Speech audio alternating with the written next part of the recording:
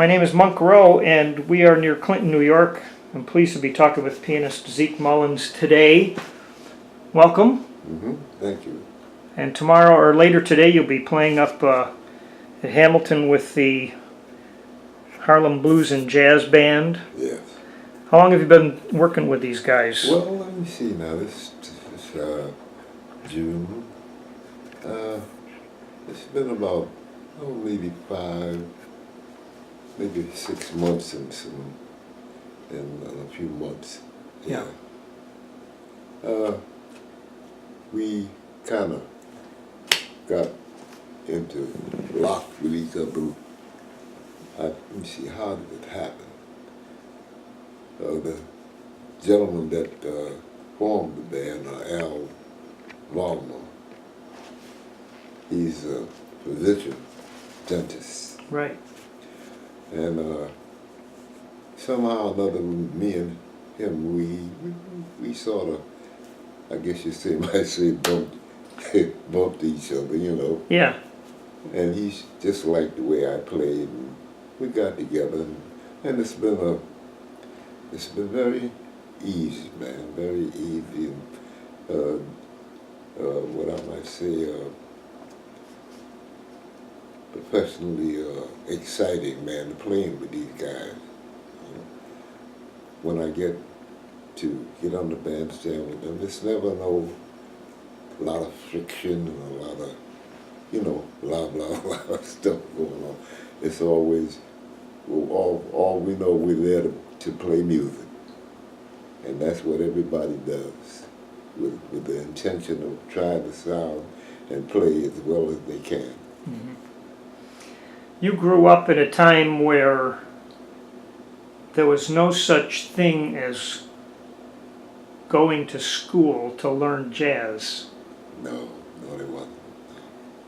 How did you learn how to play it? Well, I actually I don't know, I guess we just bumped into each other because I professionally started playing piano at 7 years old. I started studying classical music. My people are from the West Indies, and their hopes was for me to probably become a concert pianist, you know. Well, at the time, that was not easily reached, but I kept going, and I started as I was about 7, and I studied until I was in my teens. I think I was about 15, and I just, all of a sudden, I got kind of tired of playing, or you might say of the music, and I just stopped. And there was a lot of friction going on between me and my mother and my father. You know, they were not too pleased with me at the time. But after a while, they just, blended in with the thing and all. I stopped playing for about a whole year. And within that time, I started hearing late at night, well, jazz wasn't,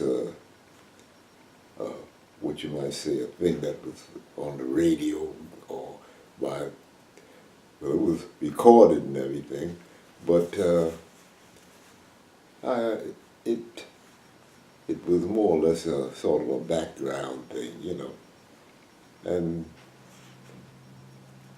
let's see.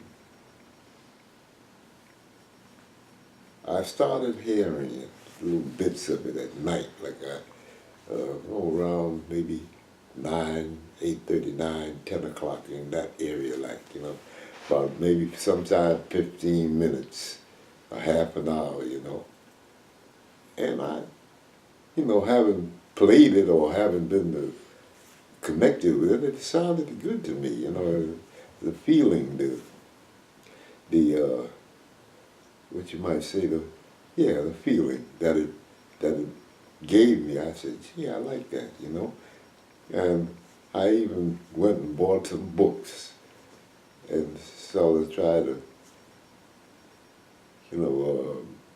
you might say, set myself up musically with the music, reading it. I figured that way, if I did that, just playing after a while would come naturally, which it did. Do you recall who you were hearing at the time on the radio? Well, let's see. I think Benny Goodman was probably, he was one of the top, musicians playing. He wasn't actually playing jazz, but he was playing swing, which it really sounded close to jazz. And I used to listen to him, to his band, with Teddy Wilson playing piano.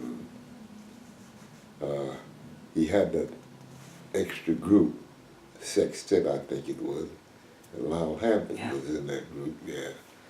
And I mean, it really excited me.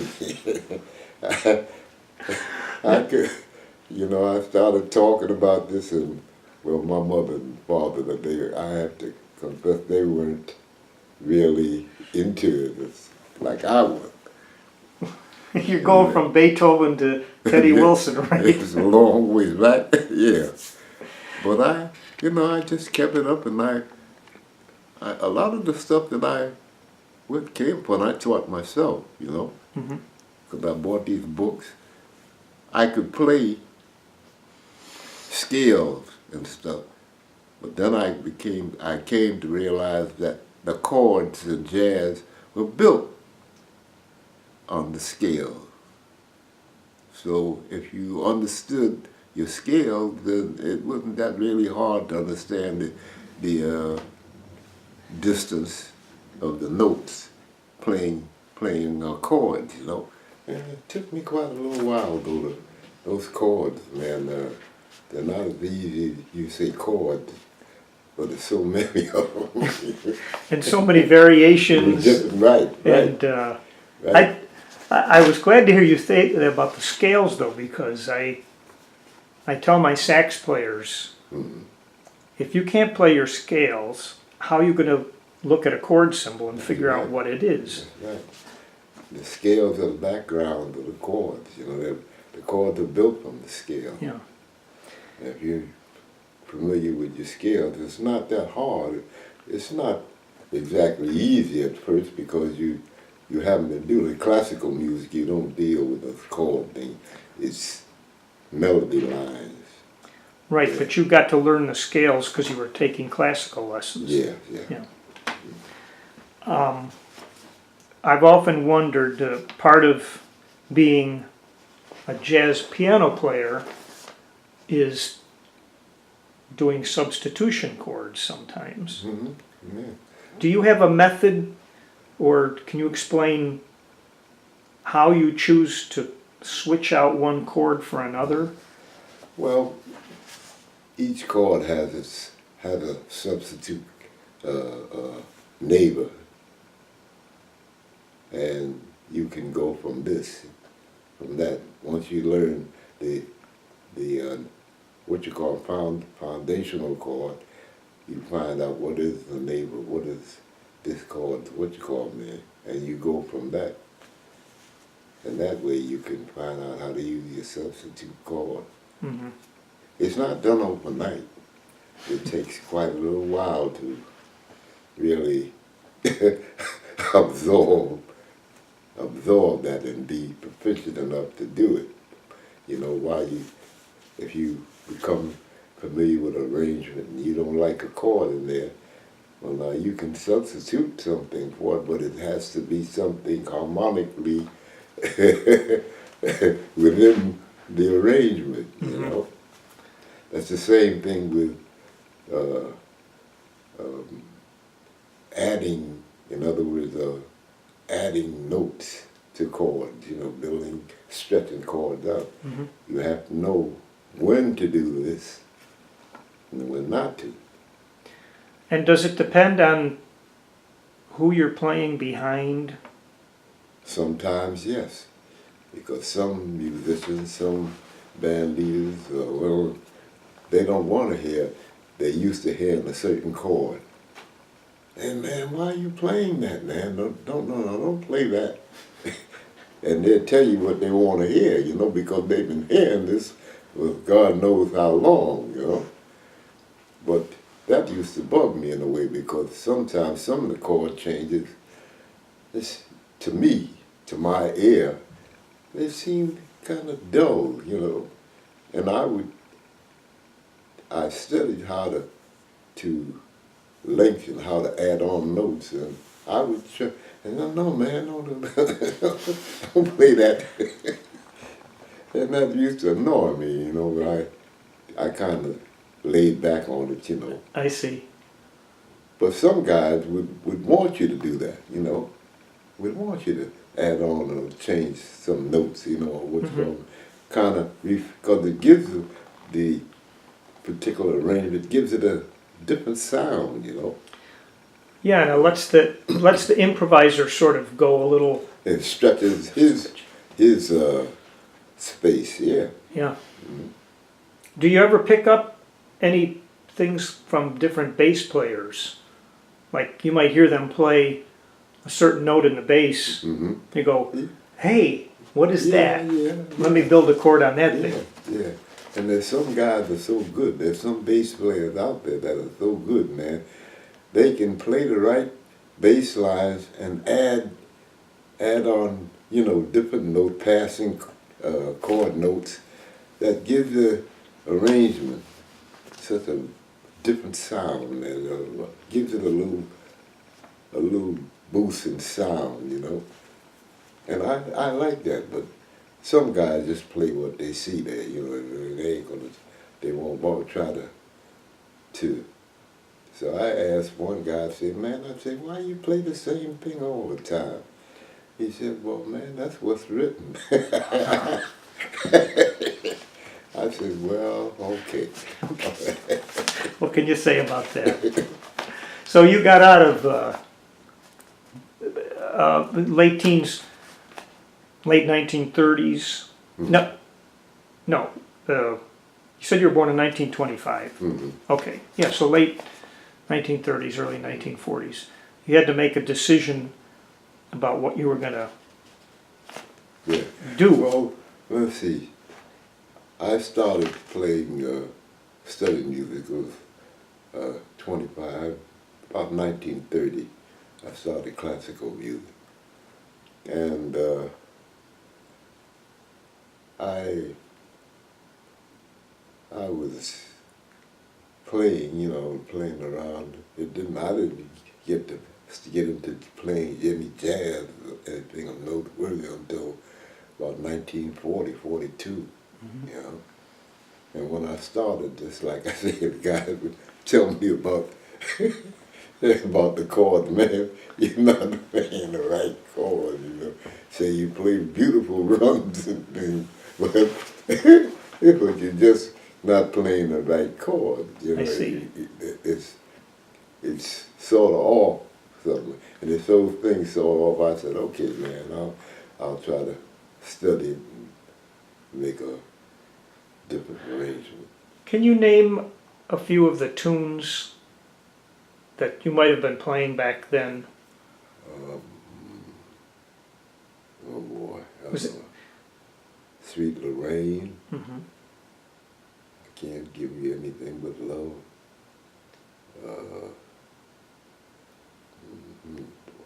Boy.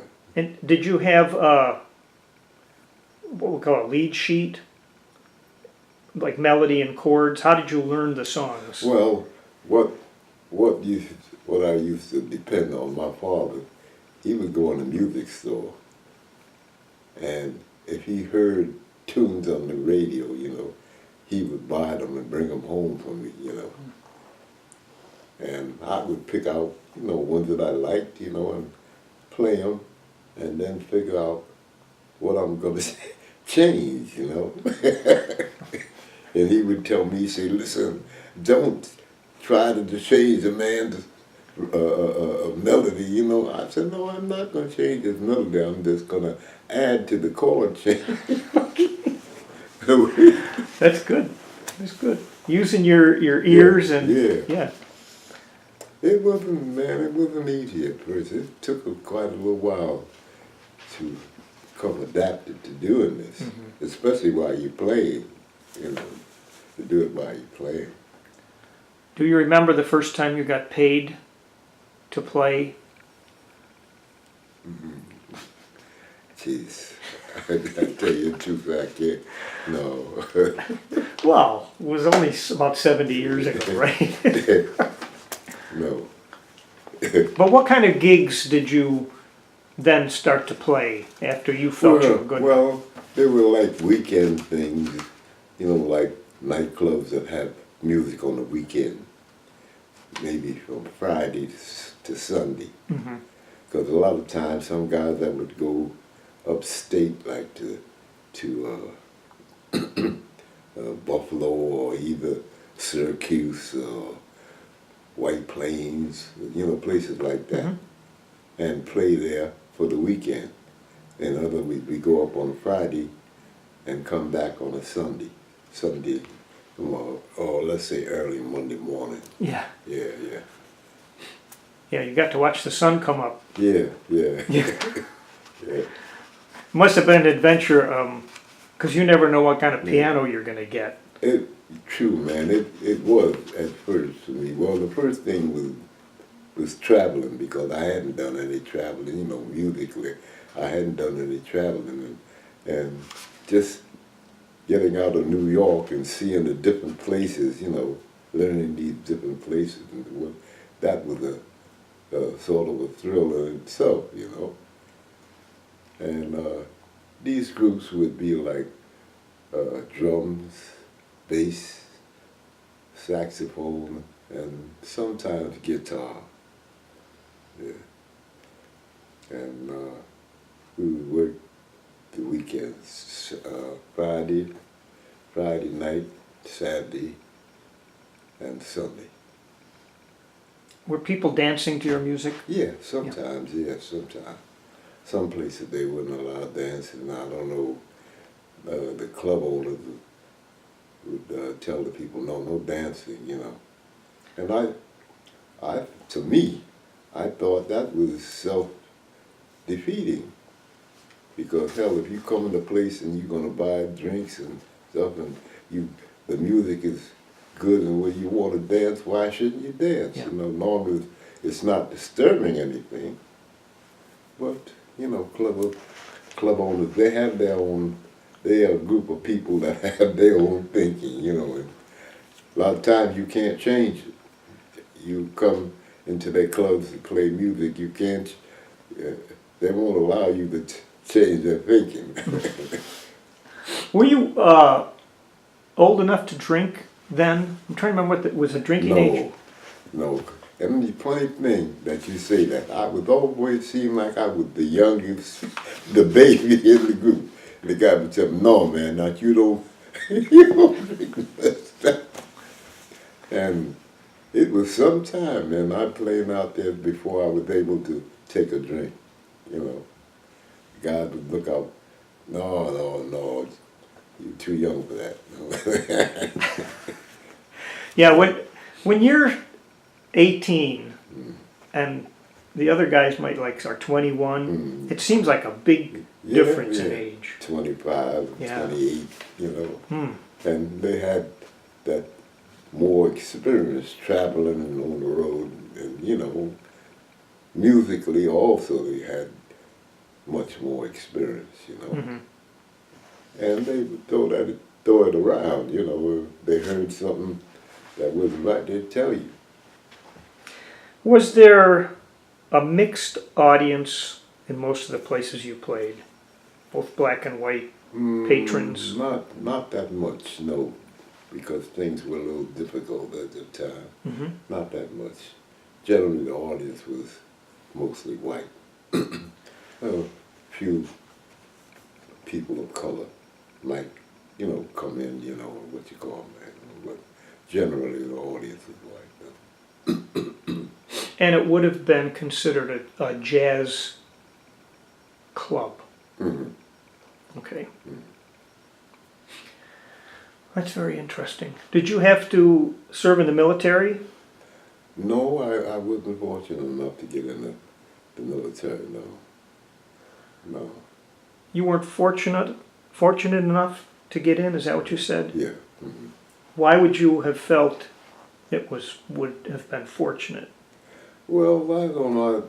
So many of my friends that I had to see off, you know. Yeah. They were going either overseas or going to some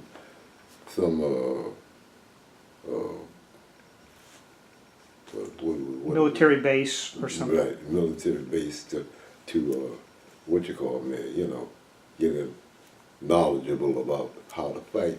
You know. And it got to me, I felt kind of left out, like, you know. The guy said, man, don't worry about it. Don't worry. You'll get your chance. Don't worry about it. I wonder if that ended up actually giving you more opportunities to play. It did. Because of the... It did. Mm-hmm. Yeah, it did because I ran into some clubs that had organs. And I never played an organ. And boy, the first time I had a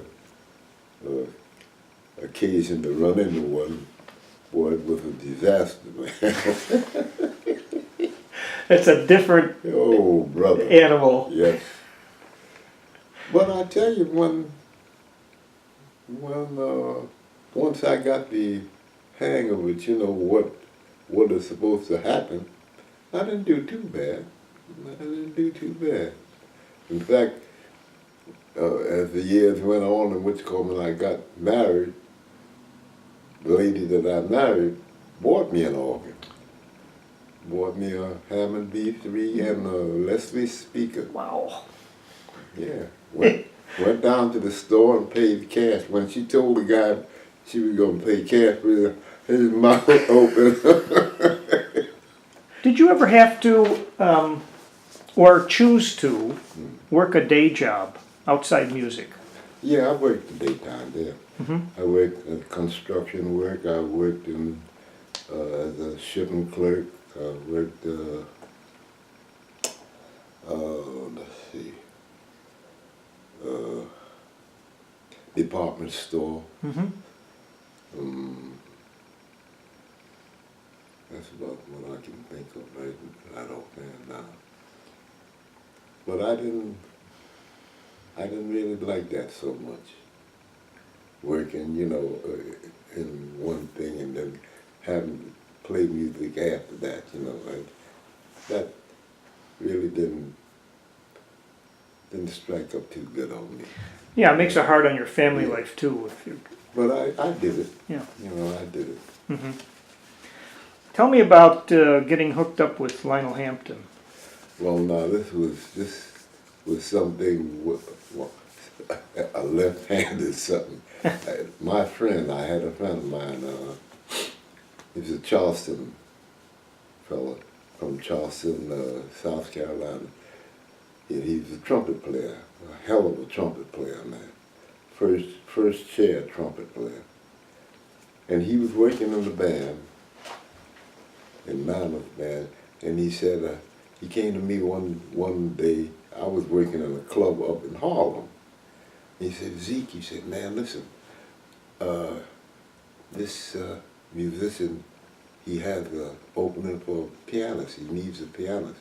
He said, come on, man, come on down, I'll come and pick you up tomorrow, and we'll go down to the rehearsal. I said, oh, man, I don't want to be bothered with that. You know, I've heard so many things about Hamp, you know, and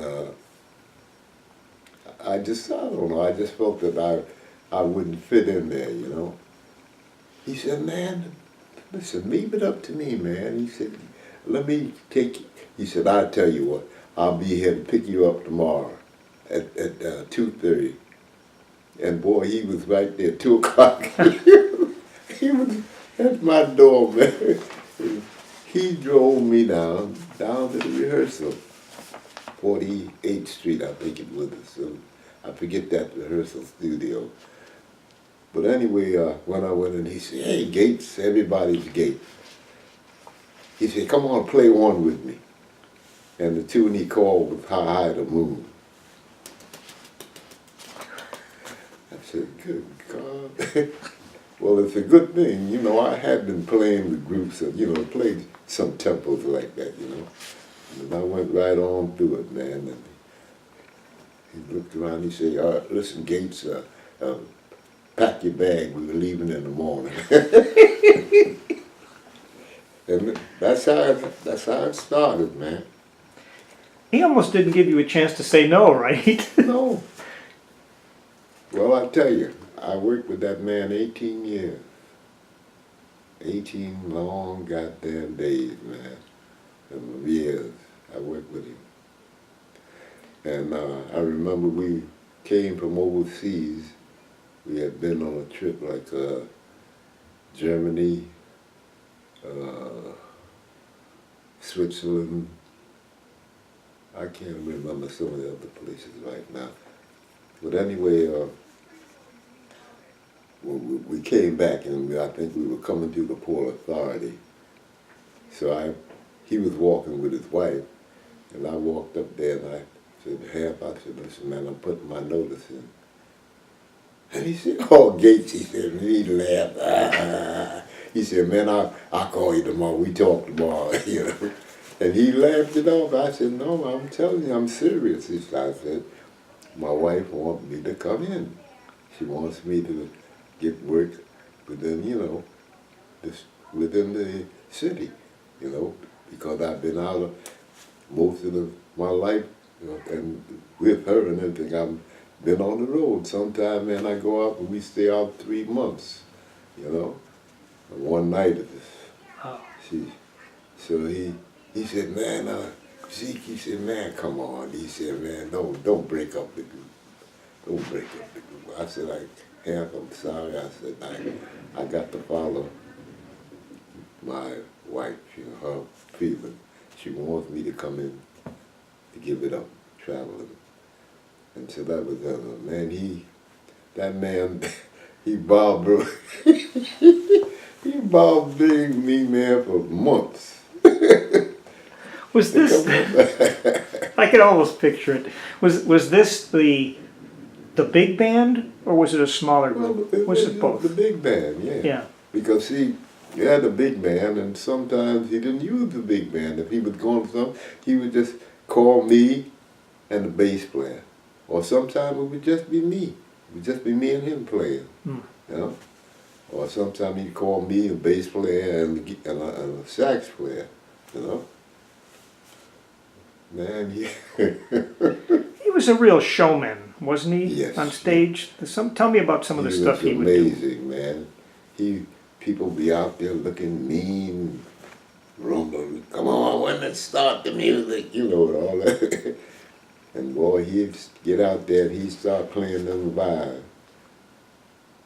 And man, by the time he gets through, they'd be standing up doing this on the floor with their feet stomping. He was amazing, amazing performer.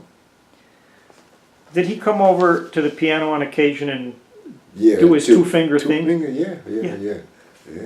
And do it very well, man. Just like he was playing the vibe. Yeah. And he was a drummer. Drummer, yeah. Too. Well, his legs were kind of going on him, you know. But up on top, I see. His two hands on top, man, was furious. Yeah. So what year did you start with him?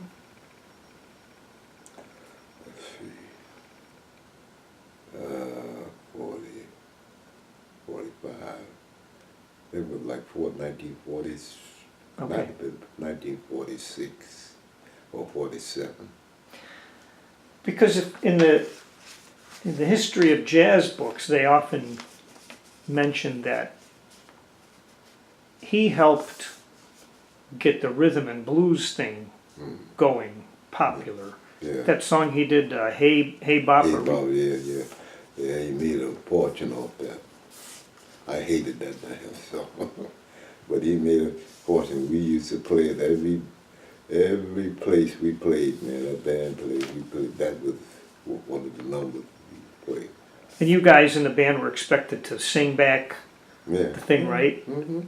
Mm-hmm. Yeah. You got to know what a bus was like, I bet.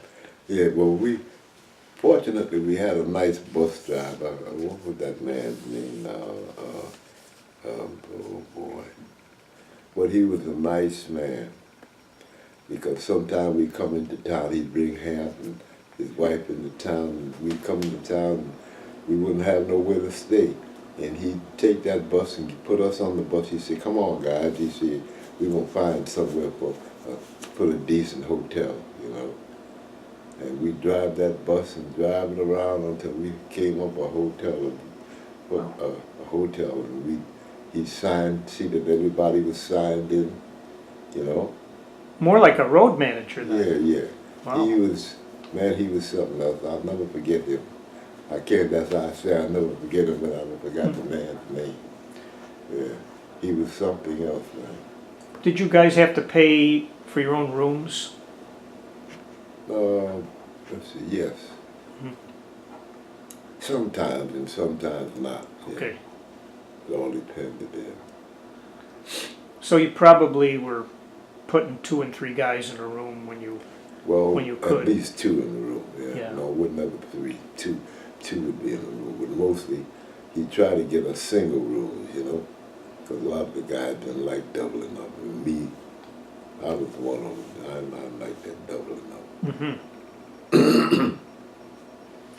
Okay, when you went to do records with the Hampton group, Mm-hmm. was it a lot of time pressure to get in so many songs in one session? Well, no, not really, because these are tunes that we've been playing. Most of the time it was tunes, then they have about 3 or 4 tunes in there that some of the guys wrote, or even some other composers wrote, you know, that they would install in there. But generally it would be tunes that, some of the popular tunes of the day, you know, or let's say the era. Yeah. And most of the recording didn't take that long. It didn't take that long, if I can remember. Who were the vocalists that sang with the band while you were there? Boy, that's another thing he changed. There were so many different women vocalists. I can't even remember one name now. Was Dinah Washington? Yeah, Dinah, yeah. Yeah. Dinah was there for a moment while I caught her. She was just getting ready to leave. I see. She told me, she said, Zeke, she said, I'm so sorry that I have to leave you. She said, you're some piano player. She said, but I can't contend with this man. And what about Joe Williams? I know he was with Hampton for a while, but it might have been... He was there for a little while when I first came there, yeah. He's a nice guy, you know. Yeah. Well, what was it? People talk about Benny Goodman being difficult to deal with. Was it the same with Hampton? What was hard? Well, Goodman he wasn't difficult to deal with. All he expected of it, and he would tell you when you come with me, he said, I expect you to play my music, play it well. Mm-hmm. That's what he just told you. I expect you to play my music, play it well. And he said, good luck. Now, Hamp was different. When I came with him, he said, Gates, he said, you play very well, he said, but, you know, just follow me, you know. He said, just accompany me. He said, you know, see that you have a nice chord feeling behind me while I'm soloing, you know. And that's how we worked down through the years. And boy, I'll never forget it. Boy, that man hounded me. He hounded me for months. About the way you were accompanying? No, when I told him I put my notice Oh. in. Yeah. No, man, you Yeah. can't leave, right? he just kept, I guess he figured he was gonna break me down, yeah. He must have had that idea in his mind. But I told him, I said, no, I gave something serious. I said, you know, most of my time out there, when I got married, my wife, she adored most of my time with your band. So now she's telling me, I want you to come in to New York, work, and just work around in New York, you know, or wherever. I said, that's what I got to do, man. If you had wanted a raise in the Hampton band, Mm-hmm. did you have to go through a Gladys? Sometimes. Yeah. In fact, most times. Were you ever successful in getting a raise? Yeah, she was, you know, one thing about her, she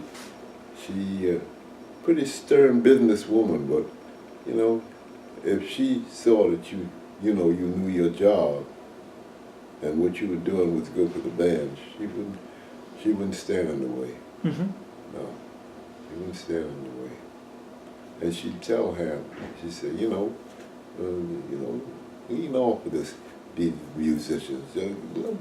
Let them, exhibit their talents as they can. You know. Mm-hmm. Did you ever stop and, while you were doing that with Hampton, stop and think about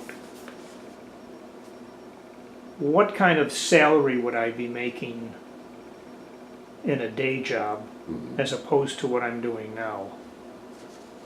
Well, I would imagine in some industries, I would have been making probably maybe about $50 to $100, maybe $200 more, possibly. Mm-hmm. Yeah. But I wasn't doing too bad, you know. I wasn't doing too bad with it. I read that you played at the White House 3 times. Yeah. Huh. Well, no, about 4 times. No Let me kidding. see.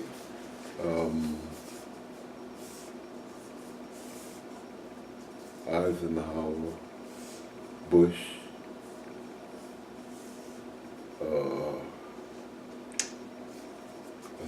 what's the man that's been in there so long? Reagan? Oh yeah, Reagan, yeah, we did play for him. And the last man, the man that's been there, Roosevelt. You played for Roosevelt? Mm-hmm. Wow. Well, I bet you got a good piano when you went to the White House. Oh yes, yes. Yes. That piano won, in fact, twice.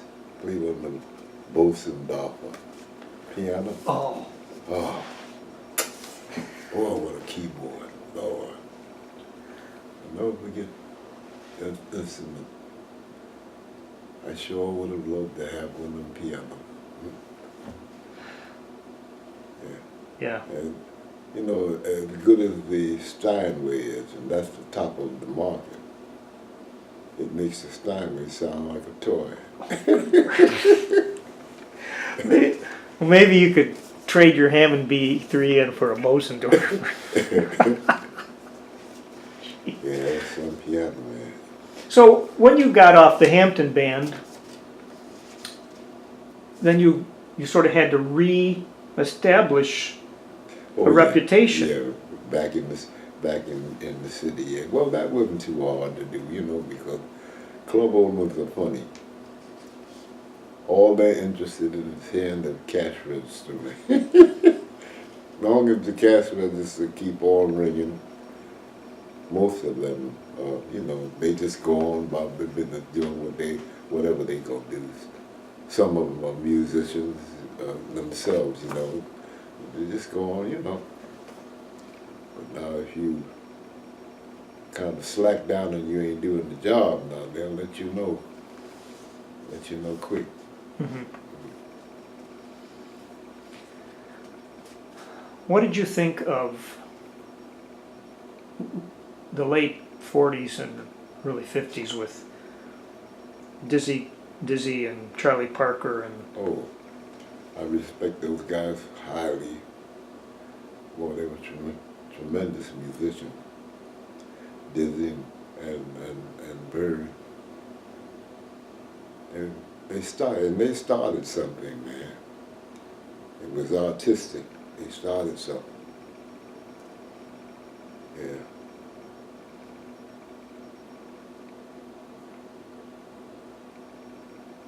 Thelonious Monk. Monk, yeah. Yeah, what'd you think of you? You like Monk? I tell you, at first, when I first heard him, I kind of stepped back. I said, damn, man. Just like a lot of other people, you know. Yeah. But he was the master of his fate, man. Shit, he knew his music, and he played his music, you know. Yeah. I would call him a genius. Mm-hmm. I'd go that far. Because some of the tunes that he composed, man, were hell of a jazz tunes. And they'll be around a long time. Yeah, they'll be played a long time. So in the last 20 or 30 years for you, do you mostly wait for the phone to ring as far as gigs? Sometimes, yeah. Sometimes. But sometimes, man, the music is funny. Somebody hears you playing here or hears you playing there, or somebody recommends you out there, you know. And different situations happen like that. Did you ever be a band leader? Yes. And then you have to go out and find the gigs, right? Yeah. It was all right, because then you get to dictate what you want to play, you know, mostly. How did rock and roll affect your employment as a musician? Well, I'll tell you about rock and roll. I can't say I have the greatest respect for it, because a lot of times it's very disorganized, musically, that is. Really? Disorganized? I never heard that sort of Yeah, term. I don't know, a lot of the guys that play it, man, they don't seem to have, like, you talk to a jazz musician or you talk to a rock musician, and some of these young guys, man, the ideas that they have, you wouldn't believe it, you know. One guy told me, said, man, brushes, I don't use no goddamn brushes, man, brushes just for idiots. I said, well, how you gonna work? I said, you ain't gonna work too much, man, because brushes are an important part of drums. How you gonna work? That's such a simple statement. It's so important because sometimes people don't Yeah. take that into account. Shaking it right. I said, man, you ain't gonna work too much, too often. That's an important part of the drums. And there's some guys that play them very well, very good at it. When you were leading your own band and playing at gigs, if people came up and requested a current rock tune or something, what did you do? Well, sometimes we could play it, because I had a drummer working with me, Richard oh Lord, I forget the man's last name. Anyway, he could play Dixieland, he could play rock, he could play jazz, blues. He knew them goddamn drum sets so good and knew the rhythms. That's the important thing. He knew those rhythms, and he was able to play them comfortable. So if they asked for a rock tune, what I would do, I had, some blues rock things, with the background players, and I was playing. Oh, yeah, you play rock? I said, yeah, we play rock. Yeah, like Ramsey Lewis was playing rock. Yeah. He just took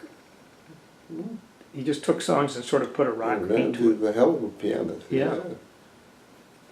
It's really nothing difficult about it. The main thing is the rhythm.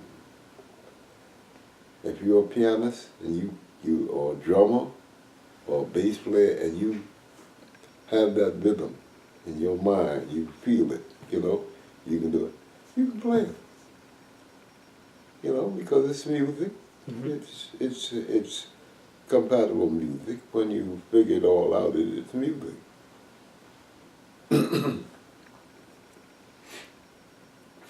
Did you have a favorite span of years in your life where things were good at home, your work was good, the country seemed to be not in crisis? Yeah, progressing. Yeah. I know what you mean. I've gone through that, yeah. And periods where a lot of work was just coming in. Sometimes you have to turn some people down and say, well, man, I'll catch you the next round, Yeah. But, I don't know, music is like that. It's like that. Sometimes it comes an era where everybody's coming out, especially in warm weather, coming out and they want to go to the nightclub and dance and whatever. Yeah. Yeah. What do you put on, who do you listen to at home, if anybody? Well, I listen to Coltrane, I listen to Bird, Dizzy, Horace Silver, it's all their jazz musicians. Yeah. Yeah, I listen to them very carefully. I don't try to copy nothing what they're doing, but I listen very careful. If I'm going to use it, I take it and turn it around just so much, so that it don't sound like, exactly what this guy is doing. Uh-huh. Yeah. Just like all those years ago when your father brought you that sheet music. Yeah. And you started messing with it a little bit. Get in there with the tunes and play them down a couple of times, and I say, let me see, now this first chord here, I think I'll add on a ninth on there, or add on 11th. But sometimes I would have to change it because some guys would say, man, listen, man, that chord don't sound just right, I don't hear it. I said, all right, man, okay. All right. I'll save that for the next group I play in, right? See if it works there. Well, I'm looking forward to hearing you later today, and I think we'll have a good time. And it's been fascinating talking to you. Yeah, I've been out here, man, all these years, man. I've been all over the world. I've been to Europe about, 7, 8, 9 times. Been Far East about 6 times. Been to Russia about 4 or 5 times. All these different places, yeah. Well, I can't say that I was able to, really get around and maneuver in these places, but I've been there. Yeah. I played there, yeah. It's pretty amazing that people around the world all respond to this American music. This is something.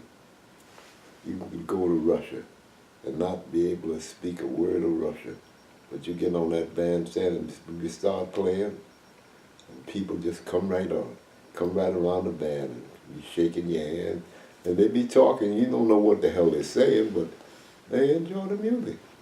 The music pulled them in, regardless of not being able to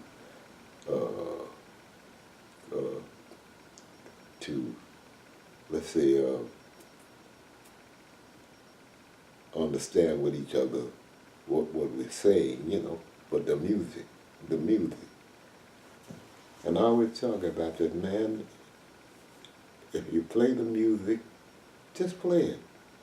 Play it right, and you'll never have any trouble. And you'd be surprised the people that you will enjoy or will enjoy with you, you know, because of the feeling of that music. Well, that's a good note to end on. All right.